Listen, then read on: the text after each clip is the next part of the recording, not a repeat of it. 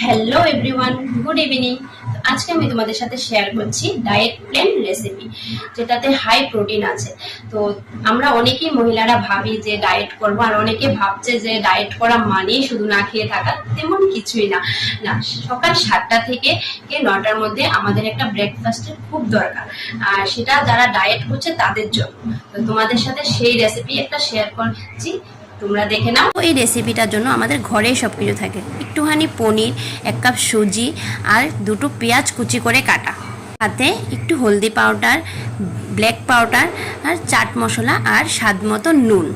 তারপর আমি গ্যাসে কড়াই বসিয়েছি, কড়াইয়ের সাথে 1 চামচ তেল দিয়েছি, আর ওটাতে পেঁয়াজ কুচিগুলি দিয়েছি। তো পেঁয়াজ কুচিগুলি যখন একটু লাল হয়ে আসবে, তখনই আমরা সুজিটা দিয়ে দেব। তো এখানে আমার লাল হয়ে চলে এসেছে, তারপর আমি সুজিটা অ্যাড করলাম। সুজি দিয়ে ভালো মতো একটু নাড়াচাড়া করতে লাগবে।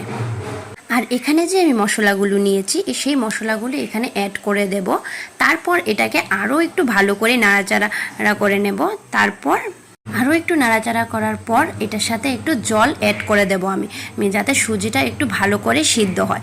তোমরা পরিমাণ মতো জল দেবে। আমি এখানে 1 কাপ পুরো দিইনি, বড় 1 কাপে পুরোটা দিইনি, রেখে দিয়েছি। তো তোমরা তোমাদের মতো জল অ্যাড করে নেবে। তো আমাদের এখানে যে পনিরটা আমি রেখেছি, ওই পনিরটা আমি এটার সাথে অ্যাড করে দেব। অ্যাড করে দেওয়ার পর আমি আরও একটু ভালো করে নাড়াচাড়া করে নেব, যাতে পনিরটা এটার সাথে ভালো করে মিশে যায়।